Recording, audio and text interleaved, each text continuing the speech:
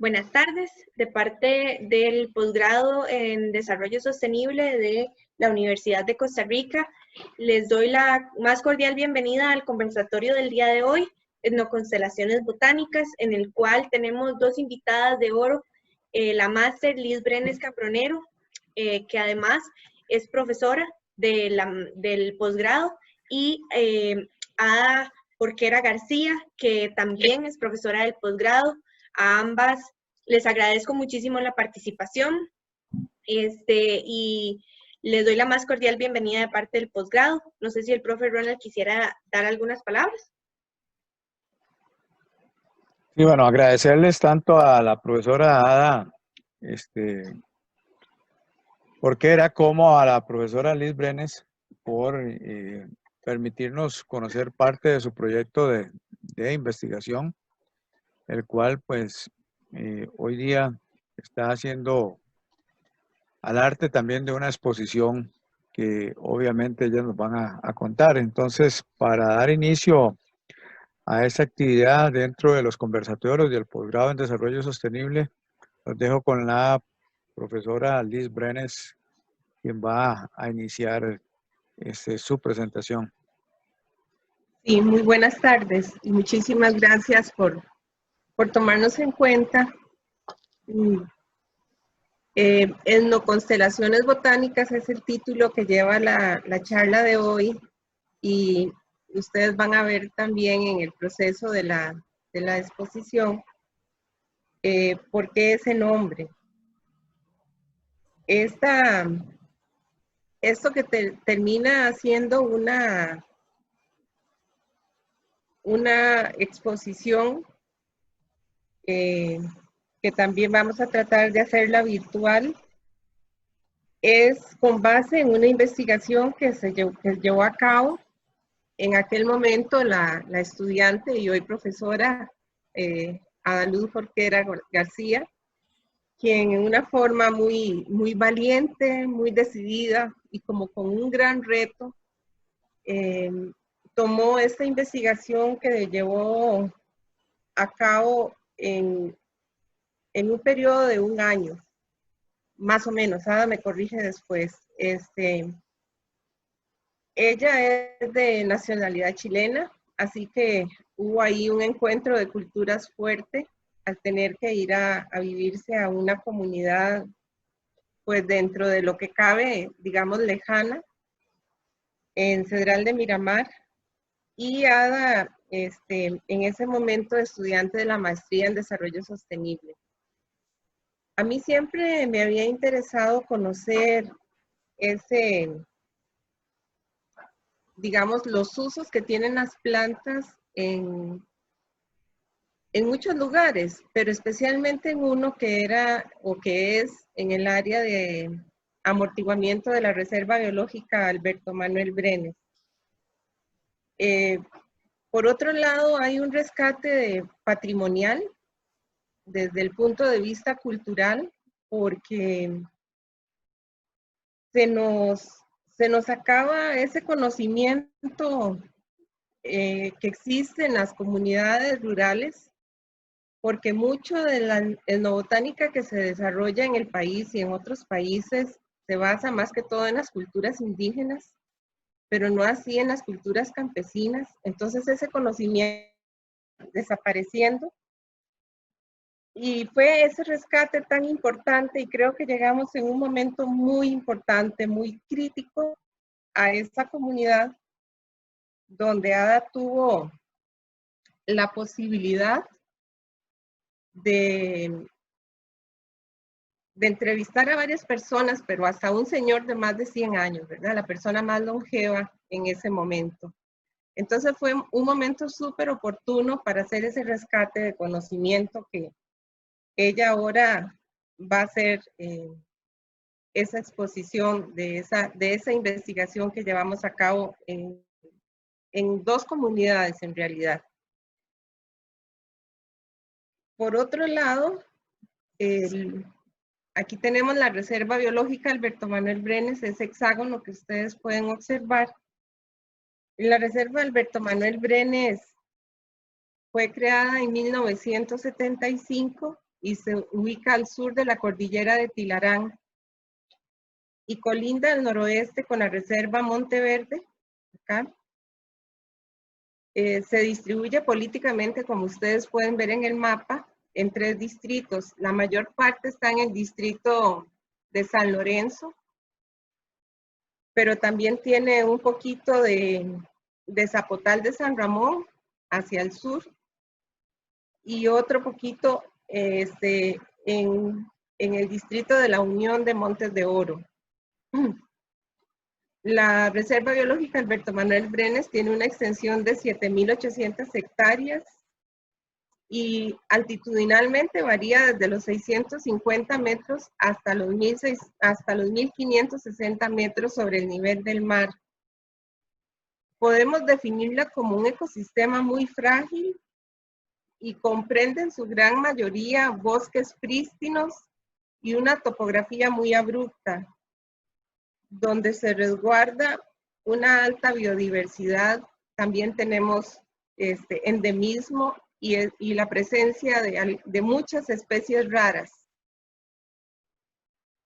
En un estudio que habíamos hecho también Ada, el compañero Felipe y yo pudimos determinar que hasta 2013 se habían descubierto 102 especies nuevas para la ciencia en esta reserva. Entonces, vean ustedes la importancia que tiene desde el punto de vista biológico. Pero esa precipitación que tiene de más o menos 3.500 milímetros al año propicia que se genere y se mantenga un reservorio excepcional del recurso hídrico y precisamente de esa alta biodiversidad. Es la primera área silvestre protegida estatal que tiene una gobernanza compartida con una universidad pública, en este caso la Universidad de Costa Rica, que se dedica a su manejo y conservación, así como a recibir investigadores nacionales, extranjeros, terciarios y grupos de estudiantes también nacionales y extranjeros. En esta otra diapositiva que Ada se la va a presentar ahora también, lo que quisiera nada más mencionar acá es el área de amortiguamiento, que es ese verde más intenso que ustedes pueden, o más oscuro más bien, que está alrededor de la reserva, en donde tenemos 26 comunidades. En esas 26 comunidades, 2 de ellas son digamos, las estrellas en este caso, en este proyecto o en esta tesis de la maestría en desarrollo sostenible, que fueron Corazón de Jesús y Cedral, y que fueron seleccionadas básicamente porque son las más cercanas a la reserva y donde creíamos que podría haber mayor interacción con esta área protegida.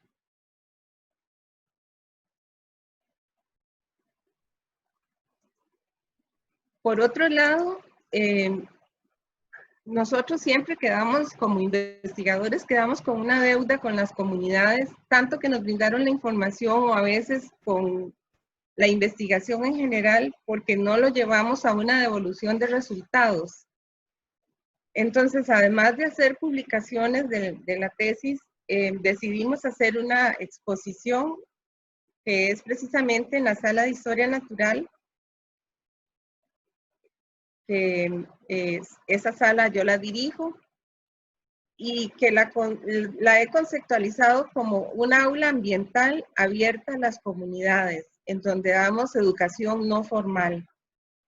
Entonces, en pequeñito, la Sala de Historia Natural normalmente le llamamos la SAINA, y la intención de llevarlo a una exposición es eso, ¿verdad? Que sociabilizar toda la información o parte de la información, porque fue mucha, entonces muy difícil como toda, pero sí lo más importante es sociabilizarlo con la mayor parte de la comunidad. Así que en un periodo de tiempo la exposición habíamos planificado tenerla acá en el Museo Regional de San Ramón, donde está la Sala de Historia Natural, y luego llevarla a las comunidades. También estamos tratando de montarla en forma virtual para que de todas formas llegue a todas partes. La Sala de Historia Natural ha cumplido, me parece, un rol muy importante porque además de brindar esa información y de tratar de educar a la comunidad en general sobre aspectos de la historia natural, del desarrollo sostenible, de la conservación de los recursos naturales, cambio climático, etc. Intentamos hacer ese intercambio con la comunidad y brindarle en una forma, digamos, poniendo en escena algunas de las investigaciones que se llevan a cabo en nuestra sede de Occidente. Esta sala es visitada al menos por unas 2,000 personas en promedio al año que se registran, ¿verdad? No podemos determinar aquellas que no se registran, pero que se registran son alrededor de 2,000 personas. Entonces nos pareció muy acertado hacer esa devolución de resultados mediante la Sala de Historia Natural. Y que por supuesto en días pasados estaba abierta, ahorita está cerrada, pero como les digo, la estamos tratando de hacer virtual. Eso es lo que yo quería compartir con ustedes y todo el reto que eso significó para la compañera Ada, que supo llevarlo, repito, de una forma muy valiente, en una forma muy decidida, y tener una información tan valiosa y que ahora es un acervo cultural que ya lo tenemos en escrito, y muy importante de ese momento en que llegamos porque hay un cambio generacional muy fuerte del que probablemente Ada les va a hablar. Entonces vamos a escuchar a Ada.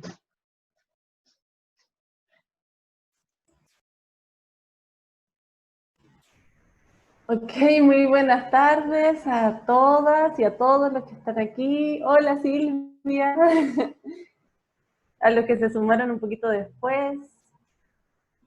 Bueno, les voy a presentar un poco de la investigación que se realizó.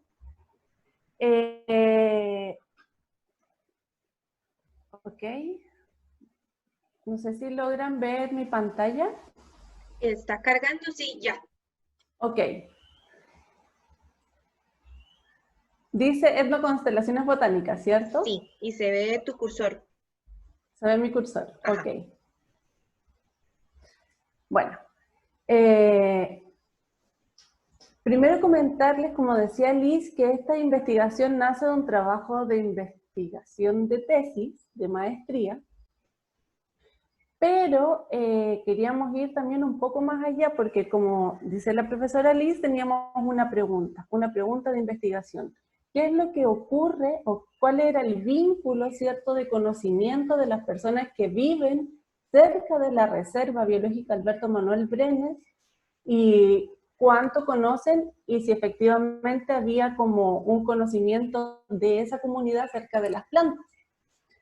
Entonces, teniendo eso como pregunta de investigación, nos dispusimos a ir a estas dos comunidades, que son aquellas que están más cercanas a la reserva, Cedral de Miramar y Corazón de Jesús. Ambas también son parte del área de amortiguamiento de la reserva biológica. Contarles que los primeros pobladores de estas comunidades eran originarios de la provincia de Alajuela, específicamente del cantón de San Ramón, Palmares y algunos de San Carlos, quienes a inicios del siglo XX, en 1906 se dice, llegaron a estos lugares a través de la montaña, ¿cierto?, buscando tierras libres, donde ellos apiaron la montaña para realizar actividades agrícolas. Y la mayoría de estas actividades agrícolas eran de subsistencia familiar. Se cultivaban arroz, frijoles, maíz a baja escala. Bueno, les voy a comentar primero qué es lo que se hizo y cómo se hizo el trabajo para después mostrarles los resultados. Primero, este trabajo tiene una parte cualitativa y una parte cuantitativa. El trabajo cualitativo etnobotánico se realizó mediante la aplicación de entrevistas en profundidad, listas libres y caminatas etnobotánicas con especialistas populares. Además, como les comentaba, tiene una parte cuantitativa que es la aplicación de encuestas en ambas comunidades para conocer lo que nos interesaba. ¿Existe un uso, una valoración y un manejo de estas plantas? Bueno, la primera parte o la primera fase de la investigación consistía en encontrar a estos informantes claves, que son los especialistas, ¿cierto?, que deberían conocer acerca del uso de las plantas. Para esto se utilizó la metodología de bola de nieve, se realizaron reuniones con diferentes personas de la comunidad, entrevistas con representantes, organizaciones y consultas a los vecinos. Porque, como ustedes saben, yo primera vez que iba para allá a esa comunidad no conocía mucho y tenía que encontrar si es que existían personas especializadas en el uso de las plantas. Así que básicamente lo primero fue preguntarle como a todo el mundo si es que conocía a alguien. Luego de hacer esta primera etapa, pudimos seleccionar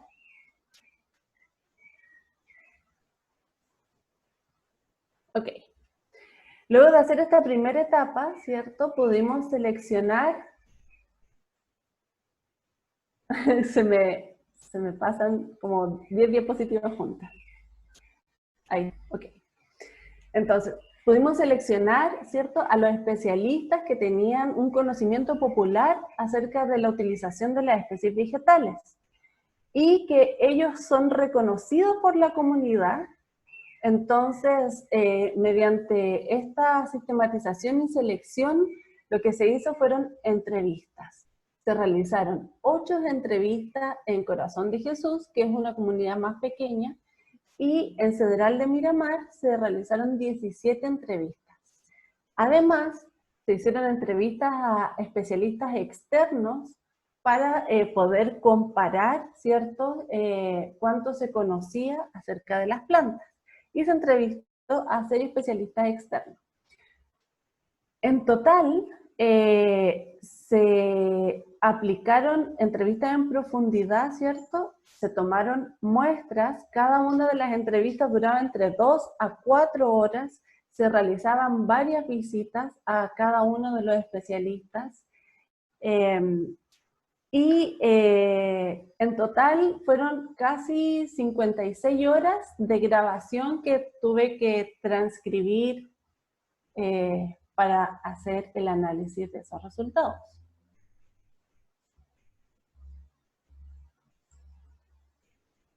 Ok, ¿qué otra cosa se hizo? Bueno, se hicieron recolectas en bosques, se hicieron 4 recolectas en bosques, se hicieron recolectas en potreros y en casas.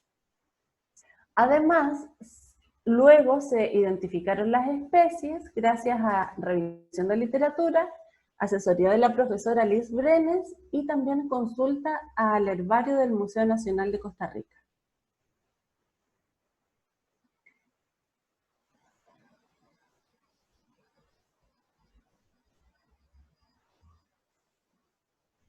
Ok. A partir de estos relatos, ¿cierto?, que las personas me fueron contando de las plantas, de cuál era su vínculo con las plantas, cuál era la historia que tenía el pueblo, yo pude diseñar una encuesta ya con esa información.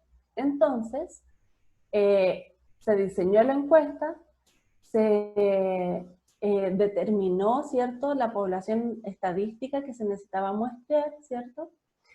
Pero había un problema, más o menos grande, que no había información actual de cuántas personas vivían en la comunidad, cuántas eran mayores de 18, dónde vivían, y todo eso se requiere para poder generar el diseño de muestreo.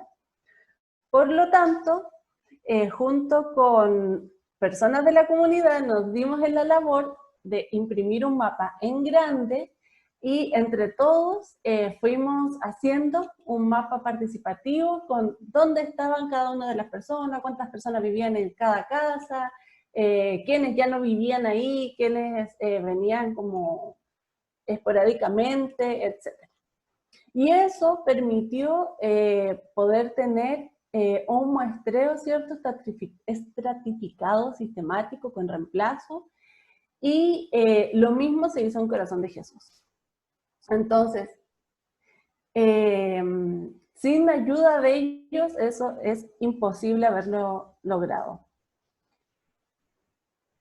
Luego de tener ya la población y el diseño de muestreo, se realizó un cuestionario, y este cuestionario, primero se hizo una prueba piloto, para ver si es que estaba bien hecho. Ustedes saben de que siempre se requiere hacer una prueba piloto. Entonces se realizó la prueba piloto, se volvió a corregir el cuestionario y se aplicaron las encuestas. En total fueron 104 encuestas en Cedral y 70 en Corazón de Jesús. Luego de eso, de que fueron aplicadas más o menos en 3 meses, porque recuerden de que como mi diseño de muestreo indicaba exactamente a qué persona yo tenía que encuestar. Por lo tanto, yo tenía que ir donde esa persona para ver si la encontraba y estaba disponible y me quería contestar la encuesta, y casi todos sí quisieron. Por suerte, todos querían participar. Pero no era una tarea como de encuestar a un montón de personas durante un día. Y por otro lado, no hay transporte público, por lo tanto, todo esto se hizo a pie. Y fue muy lindo porque todas las personas nos veían caminando todos los días, yendo de casa en casa, nos invitaban a tomar el cafecito, nos contaban un montón de otras cosas que no estaban dentro de la encuesta, pero eso sirvió un montón para poder después tener esa información tan valiosa y poder sacar las conclusiones del estudio. Bueno, otra cosa que se hizo, se delimitaron las especies vegetales con las cuales se iba a trabajar. En cuanto a las entrevistas en profundidad en Cedral y Corazón de Jesús, se analizaron todas. Se intentó llegar a nivel de especie de todas. En cambio, en las encuestas se analizó aquellas que tenían una frecuencia de mención mayor a 4 menciones. Y aquellas que la gente recordaba primero. Es muy importante cuando nosotros cuando ya estamos aplicando, ¿cierto?, los instrumentos en el campo, tener claridad de cuáles son las cosas relevantes. Porque en algún momento de la revisión de literatura, se hablaba justamente de eso, de que hay veces de que para las personas las plantas que primero mencionan son plantas que las recuerdan primero por algo, es decir, que tienen un valor. Entonces, por eso quise también, aunque no tuviesen 4 menciones, rescatar eso, porque nos estaba dando también características acerca de la importancia de esas plantas en la comunidad.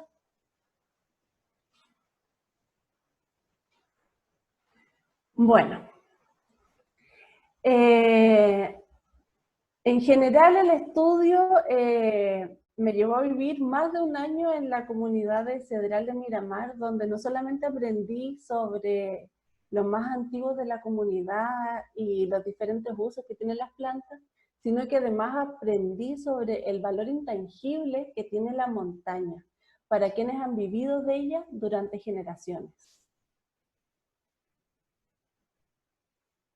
Con eso quería comentarles de que, por ejemplo, para una mujer de 80 años que entrevisté, decía, yo era feliz de andar en la montaña con un cuchillillo, cortar palos, si me encontraba una matita bonita, yo la cortaba y la traía. Eso después lo plantaba en la casa. Para mí significa mucho la montaña, porque me da mucha alegría, felicidad y una respiración fresca. Esto es la vida. Uno respira y verla bonito. Es decir, si se fijan, no solamente es porque yo puedo comer una planta o porque la puedo utilizar, sino que hay otro tipo de valor que tiene la naturaleza y en este caso la montaña. Y en la encuesta pudimos identificar de que para la mayoría de las personas en ambas comunidades, cuando se le preguntaba por qué palabra ellos relacionaban la montaña, con qué palabra la relacionaban, la mayoría decía la palabra vida. Y eso se asocia con emociones como la tranquilidad, la alegría, la relajación y con sensaciones placenteras también como la belleza, la frescura y el aire puro.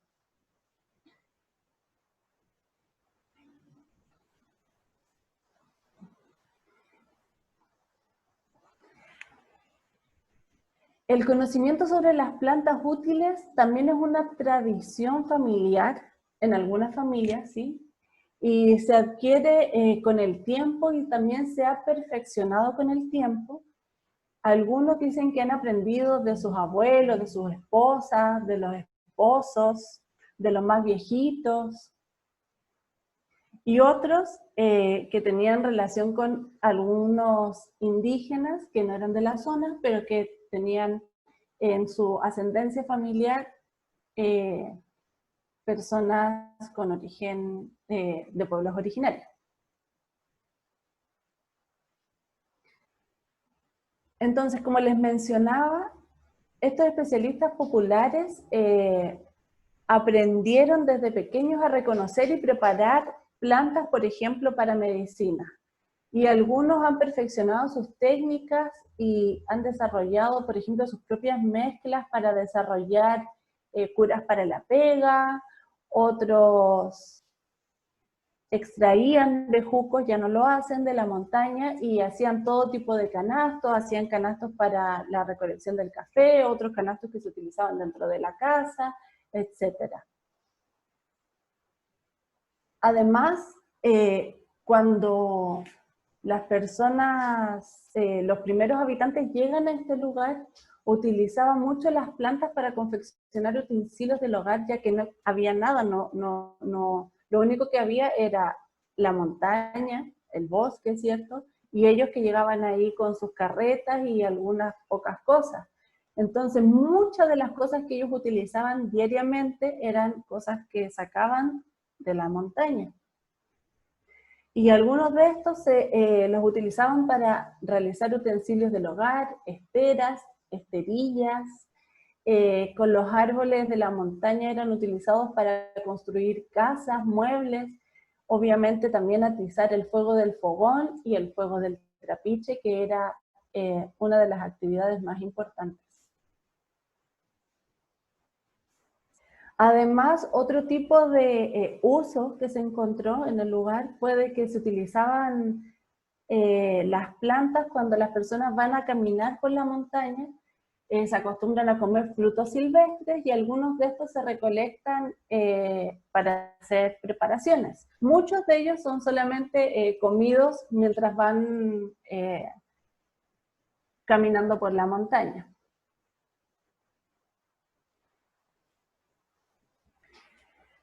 Bueno, y es así como se va construyendo el conocimiento etnobotánico de esta comunidad rural. Algunos conocen, como les comentaba, sobre plantas para medicina, otros conocen más sobre árboles para construcción, y cada conocimiento individual es la herencia de un proceso de aprendizaje empírico que se ha transmitido de generación en generación. Y a su vez, este conocimiento individual, ¿cierto?, aporta al conocimiento colectivo que genera conexiones entre ellos, creando así las constelaciones del conocimiento.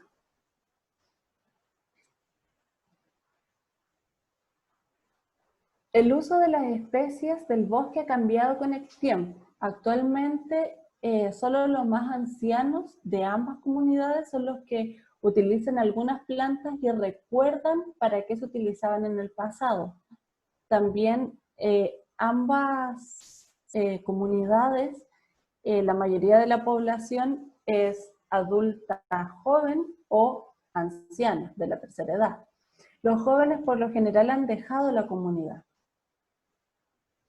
Por lo tanto, las presentes generaciones no tienen mucho vínculo cotidiano con el uso de las plantas y conocen mucho menos sobre las diferentes especies que se utilizan a diario y de las especies de la montaña.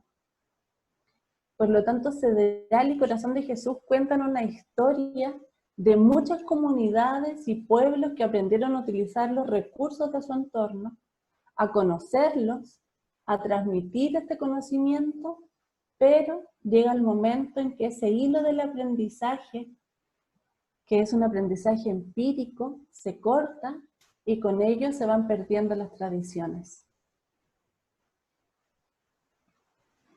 Y bueno, para terminar esta parte, darle las gracias siempre a ambas comunidades, a todas las personas de Cedral y Corazón de Jesús, que siempre fueron muy amables, siempre me recibieron con mucho cariño y estuvieron muy anuentes a participar y a mostrarme su conocimiento.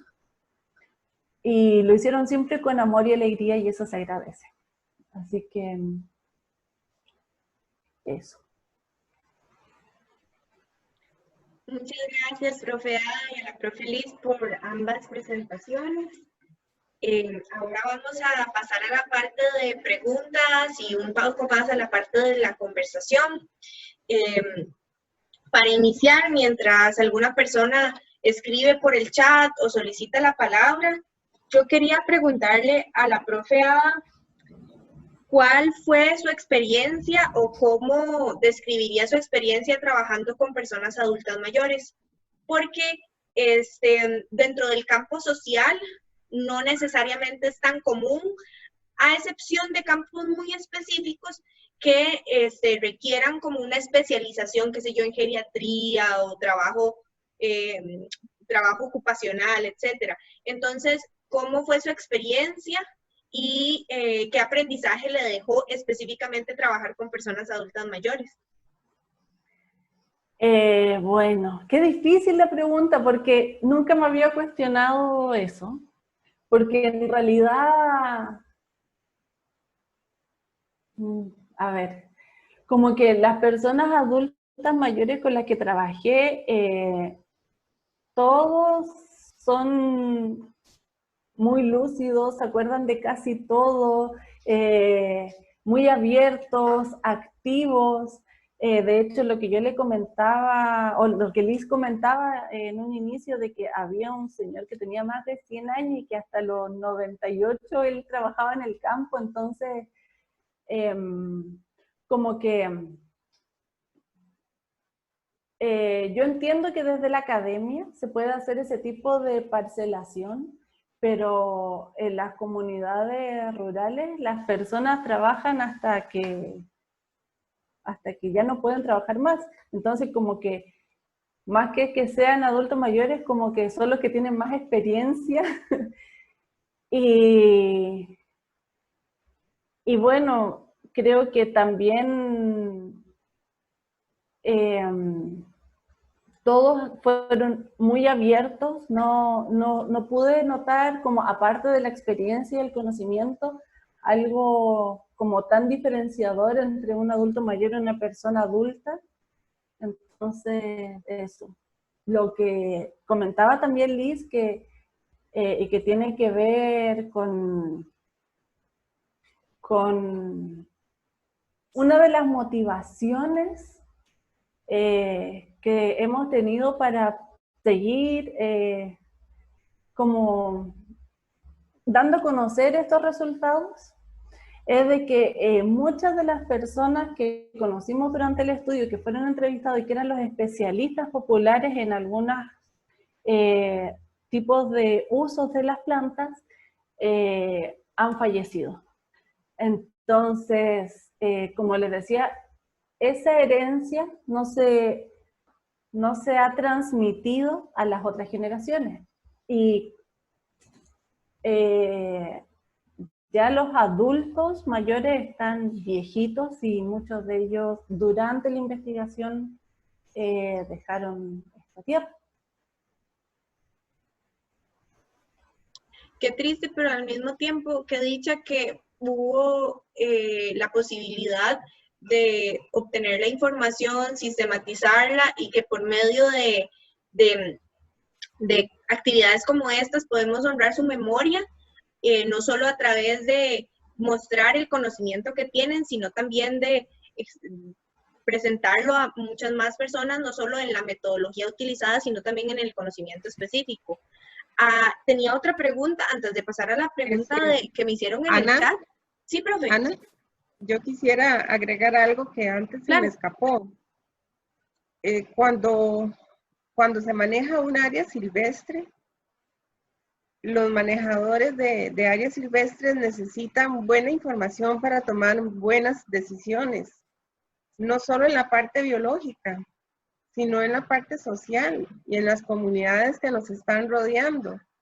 Entonces, esta pregunta de investigación nace como una parte de esos vacíos que tenía la reserva, ¿verdad? Y todavía, por supuesto, tiene muchos más, pero hemos ido tratando de tener buena información para entonces tomar decisiones inteligentes en el manejo del área silvestre, porque no quisiera como que se viera como una investigación aislada que de por sí es muy rica y tiene la parte cultural y la parte humana y la parte social y todo eso, y la parte biológica también, pero también como en ese contexto del manejo de un área protegida, ¿verdad? ¿Qué es lo que tenemos alrededor en esa área de amortiguamiento? ¿Qué es lo que los pobladores de esa área de amortiguamiento realizan? ¿Qué actividades hacen? Y en este caso, el uso de las plantas. Y Ada mencionó algo muy importante, que son los especialistas populares, que los denominamos así en el transcurso de la investigación. Tal vez Ada ahora puede ampliar un poquito más de cuáles especialistas populares encontramos, ¿verdad? Porque habían especialistas en orquídeas, otros en hacer canastos, otros en plantas medicinales, etcétera, pero ahí dejo la idea en el aire para que Ada amplíe esa parte. Gracias.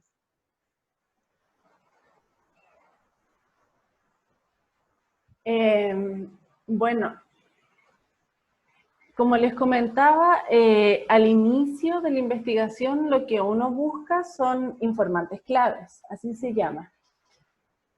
Y al final de la investigación nos dimos cuenta que estos informantes claves son especialistas populares.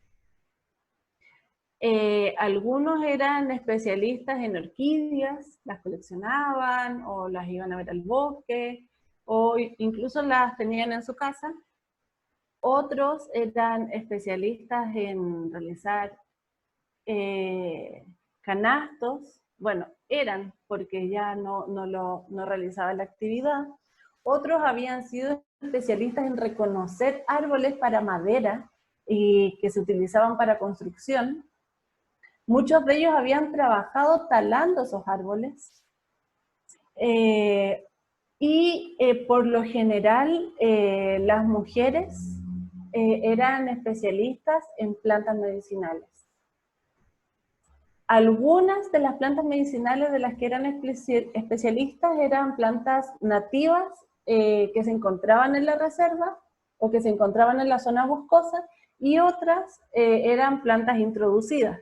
La mayoría son plantas introducidas las que se utilizan en planta medicinal, pero también existía eso otro de una domesticación de algunas plantas que se habían sacado del bosque y que se sembraban en las casas para poder hacer medicina. Ada, nos preguntan en el chat, Samantha, si hay intenciones, o a la profe Liz también, si hay intenciones de replicar esta investigación en otras comunidades.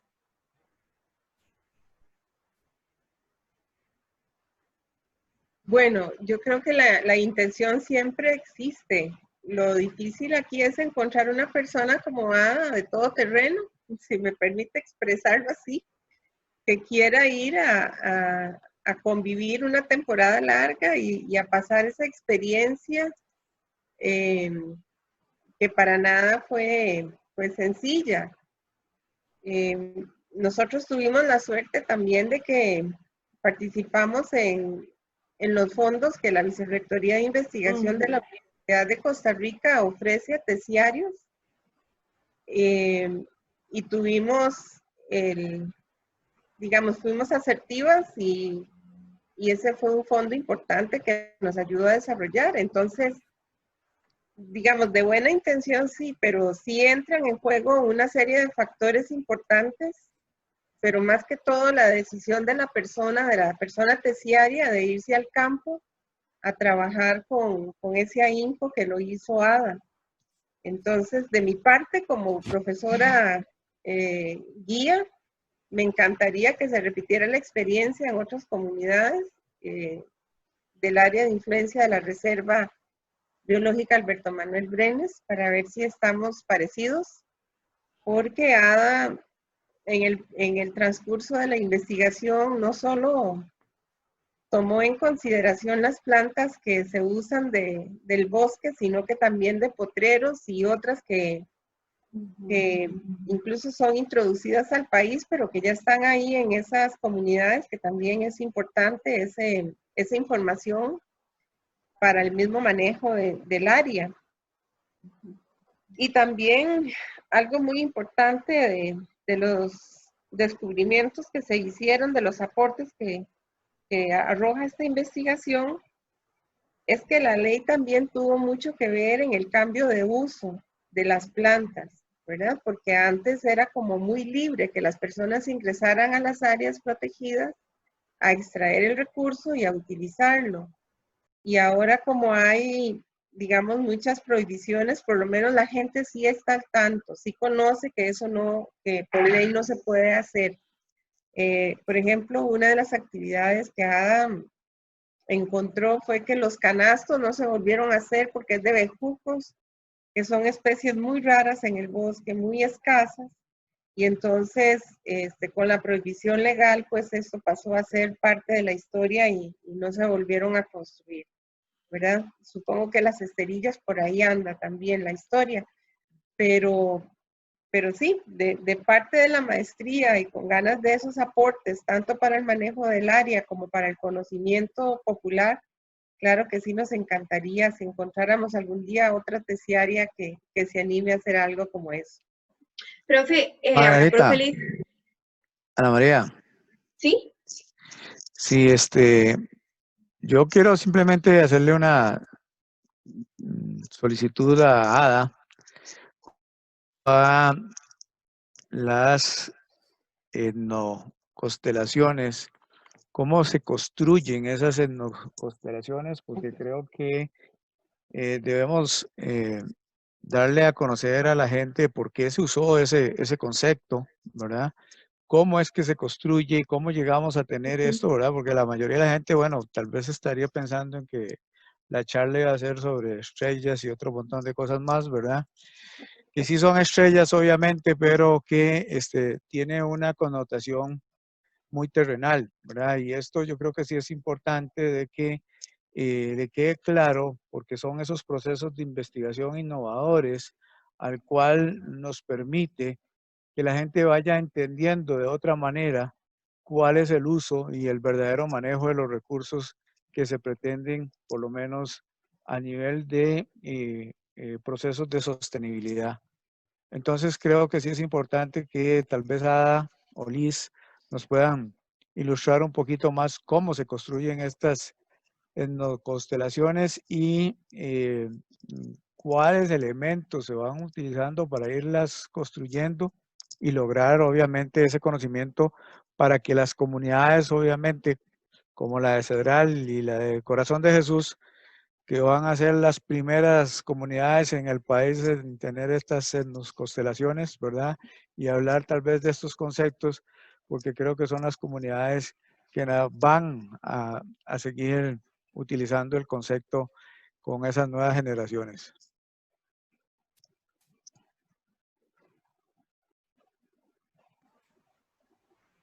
Bueno, les voy a contar un poquito de cómo se construyen entonces las etnoconstelaciones.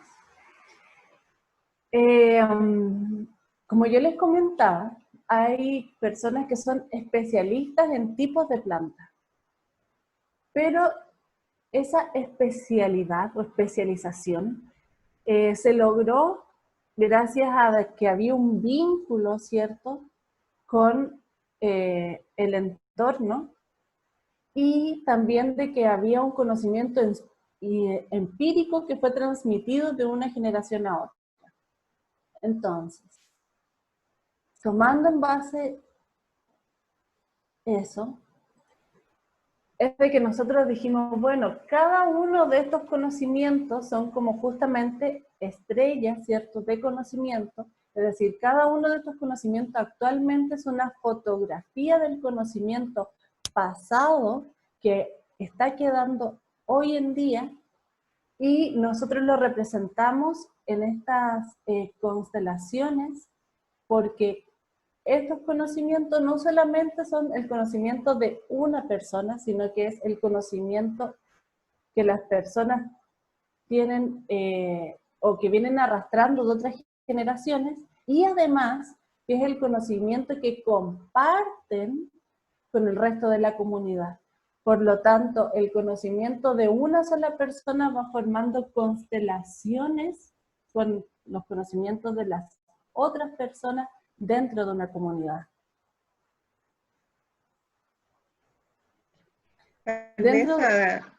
Perdón, si se devuelve unas 3 diapositivas, porque tal vez sea importante hablarles un poquito, sí, ahí está perfecto. Hablarles un poquito de la simbología, okay, ¿verdad? Que cada hexágono y cada color y cada circulito y cada símbolo tiene un significado diferente. Y cada hexágono viene a ser una estrella, digamos, para usar el concepto de constelación. Ajá. En términos generales, lo que se hizo fue, bueno, decir, ok, el árbol, los árboles, o lo que está aquí, la figura, simboliza la forma de vida. Luego está el nombre común o vernáculo, ¿cierto? El nombre científico, si es una planta de bosque, de casa o de potrero, con la P, y los diferentes usos también con símbolos. ¿Por qué lo queríamos representar así? Porque así nosotros podíamos ver todo ese conocimiento que actualmente está en la comunidad, y que no es solamente conocimiento sobre un tipo de especie o sobre un tipo de forma de vida, sino que son diferentes formas de vida, son diferentes usos que se le está dando a las plantas, y lo quisimos representar de esta forma.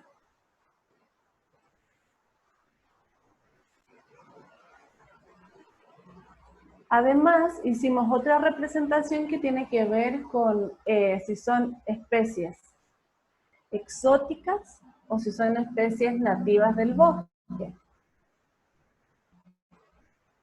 Y un tercer tipo de representación, que son las especies nativas. Si le parece bien, Liz, puedo mostrarles como el video que muestra cómo se van construyendo estos conocimientos unos sobre otros. Sí, más que yo son los administradores del tiempo. Yo no sé si Ronald y Ana María están de acuerdo.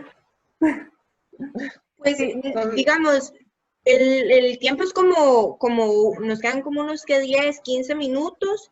Entonces yo creo que podrías terminarlo de explicar. Por el momento en el chat no hay más preguntas. Yo tenía una muy pequeña, entonces no hay problema. Ok.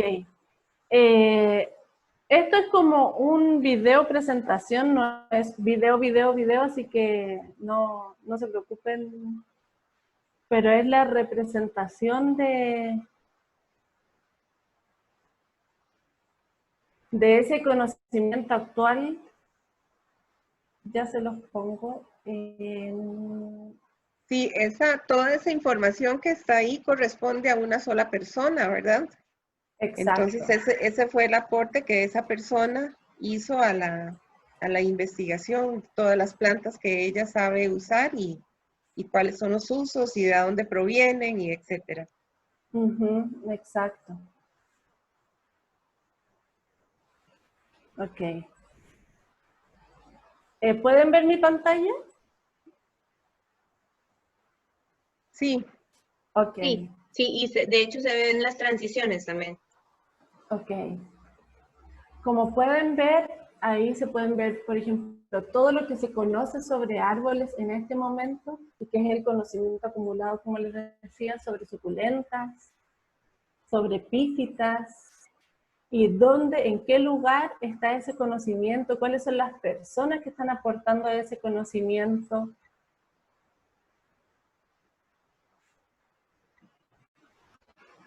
¿Cuánto se conoce, por ejemplo, de helechos arborescentes o se usan los helechos? ¿Cuál es el uso en alimento humano que se le da a las plantas?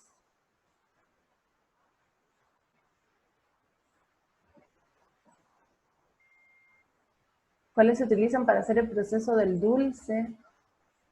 Como artesanía, religioso.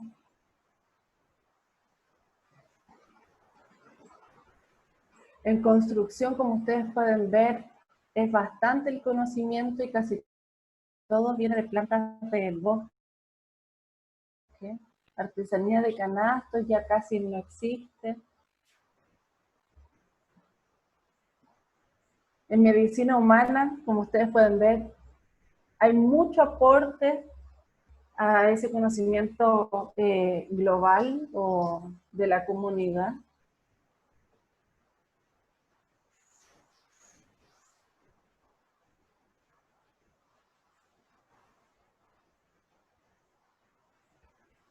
Para la suerte, por lo general, se utilizan plantas que son del bosque, que son bejucos.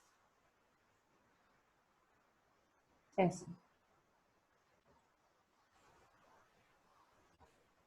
Ok, mi pregunta era para la profe Liz, específicamente con la experiencia de el compartir los conocimientos desde el museo, cómo ha sido la recepción desde la comunidad y si alguien ha mostrado como algún interés de agarrar como este tipo de plantas para la casa o digamos si han mostrado como algún interés particular porque el museo es un lugar abierto donde pasa mucha gente y yo creo que además me pareció una gran idea hacer una devolución del conocimiento ahí. Entonces era como para hablar un poquito más de la experiencia de las personas y el acercamiento con la investigación y los conocimientos.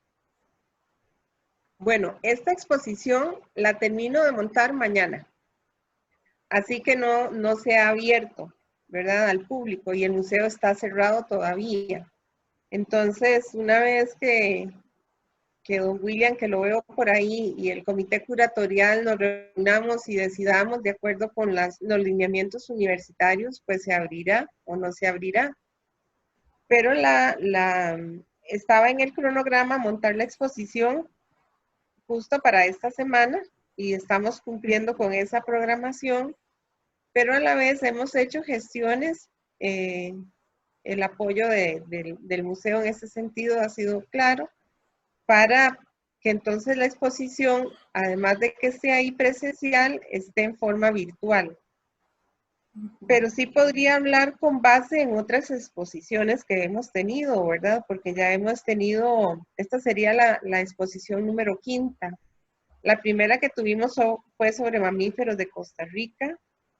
Luego tuvimos una de arribada de tortugas marinas, ¿verdad? Que fue una experiencia bueno, todas han sido una experiencia riquísima, pero esa arribada, era un poco raro ver una arribada de tortugas a 1040 metros sobre el nivel del mar. Y fue una experiencia muy rica, la puesta en escena fue maravillosa. También tenemos la era del hielo en San Ramón y Palmares, que se ha tratado de romper con algunos mitos que se tenían sobre los descubrimientos de animales de la megafauna en estos cantones, en la región de Occidente. Había muchos errores, digamos, que la gente cometía, y ha sido una otra exposición súper exitosa, ¿verdad? Porque hemos podido educar en mucho a la población, y en estos momentos tenemos la exposición también de Voladores de la Oscuridad, que es en relación con murciélagos y que es con especies, las especies que están ahí representadas y las publicaciones que se han realizado son de parte de una investigación de una tesis también de desarrollo sostenible hecha por el biólogo Daniel Zamora. Entonces, con base en su investigación y en las especies que se saben están en la reserva, se fue montada esta exposición, y toda la ambientalización de la exposición es de la reserva biológica. Entonces sí han habido varias devolución de resultados, y la experiencia ha sido muy rica. La gente creo que ha aprendido bastante, y como les decía antes, es una sala de historia natural abierta, ahora entre comillas, al público, ¿verdad? Pero que estamos tratando de alguna manera de llevarla siempre a ese conocimiento, al conocimiento popular. No sé si alguna persona tiene otra pregunta o comentario. Sí, Ana. Sí. Bueno, yo quisiera... Bueno, adelante, don William. Sí, claro. Gracias, Ronald. Solo quisiera aprovechar la oportunidad para felicitar grandemente a Ada y a Liz por esta valiosísima investigación, que no solo es novedosa en términos de esos aportes en cuanto al conocimiento de plantas y el uso que las comunidades le dan, sino que, como ustedes pueden ver, metodológicamente es muy rica. Definitivamente Ada hizo un manejo muy integral de diferentes métodos, podríamos decir, de investigación. Yo no soy del área de biología, pero soy del área de historia, y sin embargo uno puede ver en la exposición cómo ella hace un manejo muy rico de las fuentes, de las estrategias para obtener información de los informantes, y bueno, y sin lugar a dudas ese concepto nuevo, novedoso diría yo, de las etnoconstelaciones definitivamente es muy rico para explicar ese conocimiento. En ese sentido, pues las felicito a Ada y a Liz, ¿verdad? Y estoy seguro que la exposición que esperamos pronto abrir en el museo al público va a ser muy interesante y muy enriquecedora para todos. Muchas gracias. Muchas gracias, don William. Muchas gracias, William. Antes de dar por finalizada el conversatorio de hoy, quisiera ver la imagen que estoy compartiendo. Sí. Ok, quisiera hacer un pequeño comercial a las personas que nos acompañan el día de hoy. La maestría en Desarrollo Sostenible acaba justo de comenzar la recepción de solicitud de admisión, por lo que les agradecería si pudiesen informarle a las personas que conocen sobre el proceso de admisión de la maestría. Y con esto quisiera además agradecerle a la profesora Ada y a la profesora Liz por una exposición tan amplia, muy completa, pero además llena de temas muy interesantes. Esta investigación a mí en lo personal me pareció maravillosa. Es un concepto muy, muy lindo Les agradezco por su tiempo y a todas las personas que nos acompañan. Quisiera comentarles que de hoy en 8, a la misma hora y en el mismo lugar, vamos a estar en un conversatorio sobre los derechos de la naturaleza con el profesor Álvaro Zagot, que además es docente de la maestría. Parece que Felipe Sacho tiene un comentario, si quiere, en cualquier momento. Ok, bueno, muchísimas gracias. Bueno, un comentario también, bueno, a la profe Liz, en la investigación, también a Ana por toda la gestión en estas actividades. Considerar el papel del museo, ¿verdad? Del Museo San Ramón, al menos, bueno, yo trabajo ahorita en el TEC, acá estoy con la estudiante con Dayana. Nosotros tuvimos la oportunidad de visitar el Museo San Ramón. Estamos un poquito con el compañero William, con otras personas del museo, y siempre han tenido, digamos, una anuencia a recibir visitantes. En el caso, nosotros visitamos, estuvimos en algunas de las salas, y también es un importante recurso que nosotros también implementamos. Entonces siempre ha estado abierto para la comunidad. Entonces, bien, agradecerles por la investigación, todo el proceso, ¿verdad? Que sé que fue bastante provechoso, y a William también, que por ahí lo vamos a estar consultando días para que también nos pueda compartir más del trabajo del museo. Ese era el comentario también. Gracias. Yo quisiera hacer un comentario final, tal vez. Bueno, como lo decía al principio, agradecer, pero también en mi caso quise traer a una compañera, ya ahora una compañera, ya no una estudiante, sino una compañera.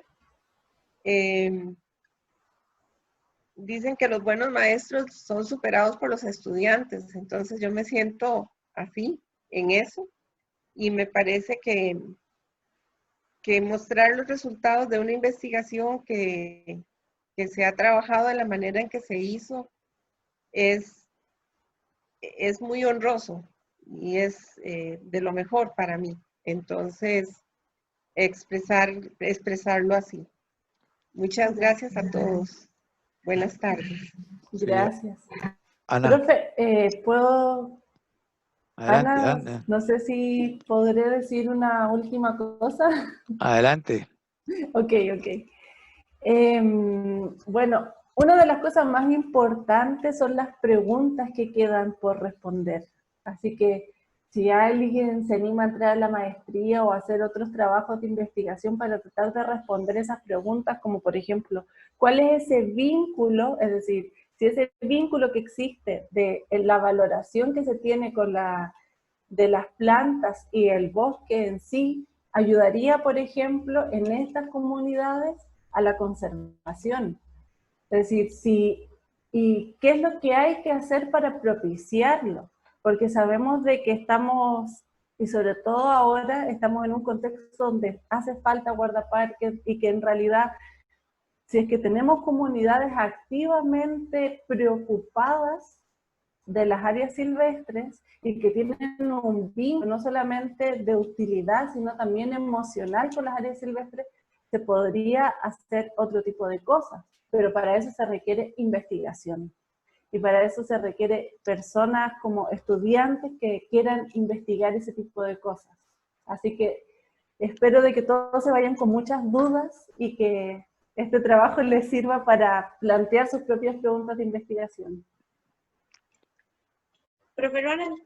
Sí, yo quiero simplemente agradecerle a COVID-19, precisamente por el hecho de que nos da la oportunidad hoy día de llegarle a más gente. Yo creo que esto es un trabajo más duro, pero con todas las ganas del mundo de poder expresar y demostrar el quehacer universitario. Entonces, podemos ver en los diferentes conversatorios cuál es el papel de una universidad que hemos asumido con responsabilidad la virtualidad, que hemos asumido no solo el hecho de poder llegarle a nuestros estudiantes, sino también poder llegarle a otras poblaciones que dentro de este aislamiento, pues necesitamos también otras expresiones que nos permitan obtener ese conocimiento, y creo que no hay mejor manera y el posgrado lo entiende así, si estamos hablando de desarrollo sostenible,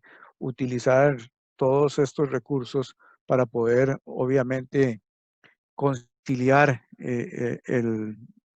las tres pilares del desarrollo sostenible con las comunidades, ¿verdad? Y entonces, creo que la investigación nos lleva por todos esos elementos, ¿verdad? Tanto la parte económica, la parte social, la parte ambiental, y nos deja esas grandes preguntas que por dicha siguen quedando para que podamos nosotros intervenir, como lo dijo Ada, en buscar cada vez mejores respuestas. Y estas mejores respuestas, lo que quiero decir es que no tenemos la última palabra con lo que exponemos día a día, ¿verdad? El conocimiento también es un proceso evolutivo y creo que debemos de interiorizar todo ese trabajo. Entonces, agradecer tanto a Ada como a Liz, como a William, que permiten realmente que nosotros podamos, como investigadores, llegar a la mayor cantidad de gente para que puedan entender de una mejor manera cuál es la importancia de los procesos de investigación. Nosotros simplemente no nos dedicamos a publicar para tener un mejor salario. Nos dedicamos para tener un mejor conocimiento que nos permita hacer un uso racional de los recursos, en este caso, sumamente importantes para el desarrollo de nuestro país. Entonces, agradecerles a las dos por esa gran oportunidad que nos dieron el día de hoy de conocer su trabajo de investigación. Muchas gracias. Finalizar, contarles que desde el posgrado vamos a seguir realizando conversatorios todos los miércoles a las 4:30. Entonces, para que sepan que vamos a estar acá en el mismo canal a la misma hora, pensando en comunidad. Muchas gracias a todas las personas que se conectaron el día de hoy. De nuevo, agradecerle a la profe Ada, a la profe Liz, al profe Ronald y al posgrado por permitirnos compartir un espacio para pensar juntos y aprender. Muchas gracias por acompañarnos a todas las personas el día de hoy. Parece que hay un comentario. Muchas gracias. Entonces, que tengan linda tarde. Con esto terminaríamos el día de hoy. Hasta luego.